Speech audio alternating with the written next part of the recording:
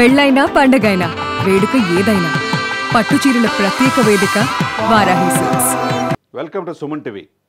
Anti corruption bureau అది ఎవరిని వదిలిపెడదు. ప్రభుత్వంలో ప్రభుత్వ ఉద్యోగాలు చేస్తా వాళ్ళ జీతాలు ఇస్తా ప్రభుత్వం మంచి జీవితాన్ని గడపాల్సిన కొంతమంది వ్యక్తులు అది మరిచిపోయి అక్రమార్జనే పరమావధిగా పనిచేస్తూ తిమింగలాలు అయిపోయినాయి. అవినీతి నిరోధక శాఖకి అవినీతి పెద్ద తిమింగలమే నిన్న దొరికిందని మనం అనుకోవాలా. ఆయన ఎగ్జిక్యూటివ్ ఇంజనీర్ ఏంటి నీటిపారుదల శాఖలో ఆయన అక్రమ ఆస్తులు 100 కోట్ల పైనే. తన బిడ్డ మ్యారేజ్ చేయడానికి తన కుమారుడు మ్యారేజ్ జరిగే డెస్టినేషన్ అని థాయిలాండ్లో విపరీతం ఖర్చు పెట్టి మన దేశం కాని దేశంలో రంగరంగ వైభవంగా పెళ్లి చేశాడంటే దాన్ని బట్టి మనం అర్థం చేసుకోవచ్చు. ఎవరి డబ్బు ఇది? కాళేశ్వరం ప్రాజెక్టులో బాహుబలి మోటార్స్ అని ఉన్నాయి, దాంట్లో లబ్ధి చేకూరినందుకు ఆయనకు అనేకంగా సంపాదించాడన్న ఆరోపణలు ఈయన మీద ఉన్నాయి.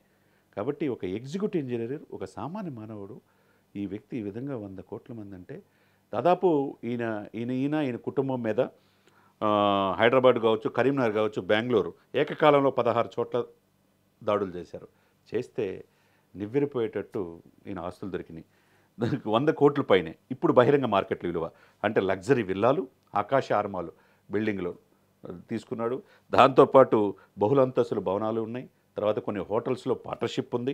ఇవన్నీ ఒక ఎత్తు అయితే 16 ఎకరాల వ్యవసాయ భూమి, 19 ఇళ్ల స్థలాలు, తర్వాత అనేక వ్యాపార భాగస్వామ్యాలు. ఇవన్నీ ఎక్కడి నుంచి వచ్చినాయి? ఎవరు సొమ్మండిది?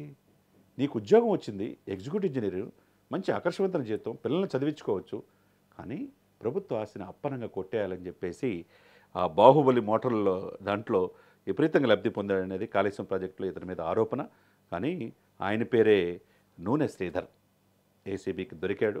ఇంకా 100 కోట్ల, ఇది 200 కోట్లకి వెళ్ళిద్ది అనేది ఇంకా లెక్కలు చూస్తే కానీ తెలియదు. కాబట్టి ఒక్కసారి ఆలోచించుకోండి. ఎవరికి రాని అవకాశం ప్రభుత్వ ఉద్యోగం మీకు వచ్చింది, ఎవరికైనా సరే, కానీ బాధ్యతగా పనిచేయాలి.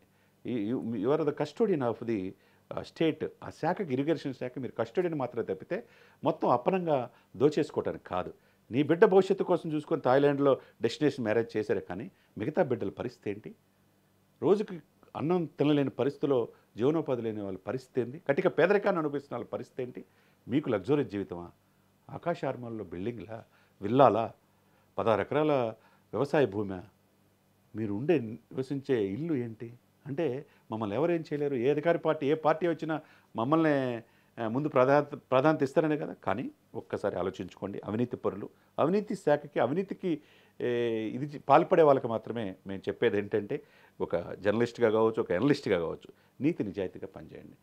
ఈరోజు కాకపోయినా రేపు మీరు అక్రమార్జన చేస్తే ఏసీబీ యాంటీ కరప్షన్ బ్యూరో అనేది మిమ్మల్ని ఒక కనిపెడుతూనే ఉంటుంది అనేదానికే నూనె శ్రీధర్ యొక్క అరెస్టు, ఆయన యొక్క ఇళ్లతో పాటు 16 ప్లేసుల్లో ఆయన ఆస్తులని స్వాధీనం చేసుకోవటం, ఇవన్నీ పరిణామాలు చూస్తే అర్థమవుతుంది. కాబట్టి అవినీతి శాఖ, నిరోధక శాఖ అనేది ఒక కనిపెట్టుకొని ఉంటుంది. కాబట్టి ప్రభుత్వ ఉద్యోగిగా మీరు బాధ్యతగా పనిచేయండి, అంతేగాని ప్రభుత్వ ఆస్తుల్ని అప్రంగా కొట్టేయాలని చూడకూడదని ఈ సందర్భంగా తెలియజేస్తున్నాం.